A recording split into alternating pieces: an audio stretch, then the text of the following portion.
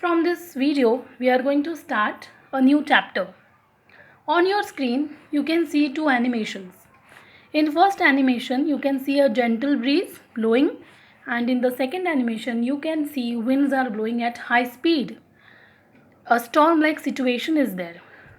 Is there any difference between these two terms, winds and storms, or they are related? Well, answer to this question you are able to get in this chapter named winds and storms. So yes, my dear students, it is your chapter number 14, winds and storms. Towards the end of this video, you will be able to understand the meaning of air, meaning of wind, what causes air to move, and the meaning of wind currents. Now, we will start with air. What is air? Air is a mixture of gases. Can we see the air?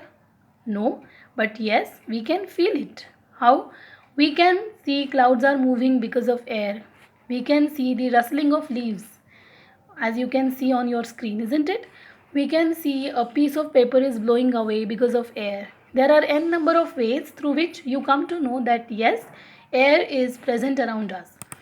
And this air is useful to us in many ways. It is going to help animals to survive. How? Because through air we breathe in the oxygen and we breathe out the carbon dioxide into the air, isn't it? Plants are also dependent on air because from air they will take carbon dioxide, they will perform photosynthesis, and they will release oxygen into the air. The air is going to help a bird to fly. It is going to help an aeroplane to fly up in the sky. Okay, so there are n number of ways how this air is useful to us. But at the same time, it can be harmful. How? If it is polluted, then it is going to cause adverse effects on our health, on our respiratory system, and similarly, it is responsible to form storms. Okay, so yes, in this chapter we would discuss more on how storms are formed, what are the different types of storms, how are they named, why are they named, and so on. So now let's get started with our explanation. The definition of air we have already seen. But when this air moves from one place to another, we call it as wind. So moving air is called as wind, or wind is air in motion, or wind is air that moves from one place to another. You can define the term in many different ways. Okay. If the moving air is known as wind, then what are storms?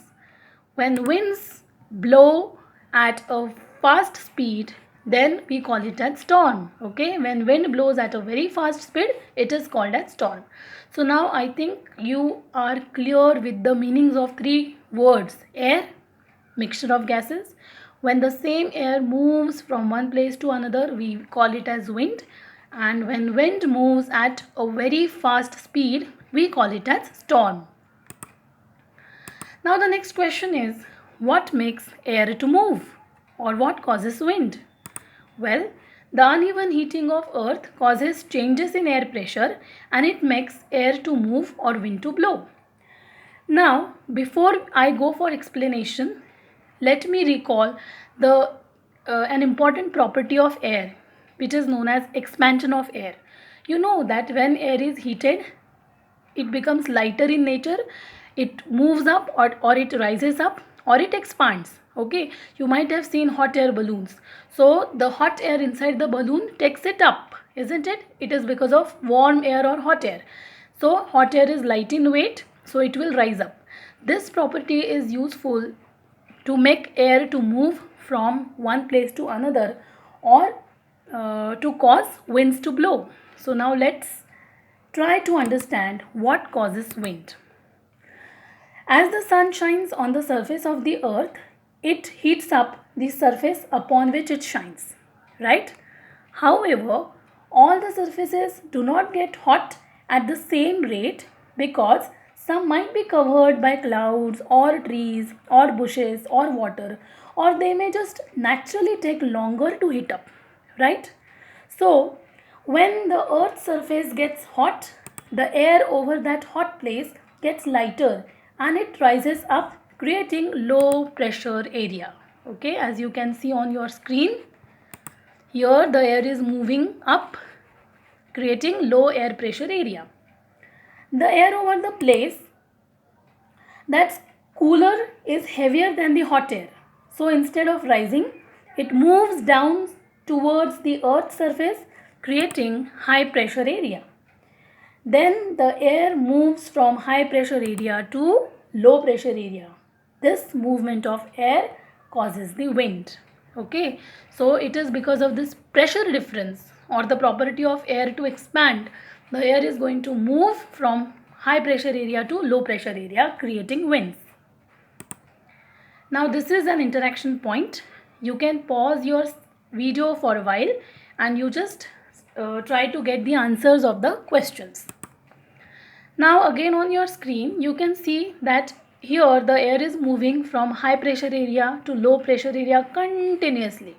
So this continuous movement of air from high pressure area to low pressure area is known as wind current or air current. So we have different types of wind currents or air currents in nature. Okay, what are they? We would discuss in the next video.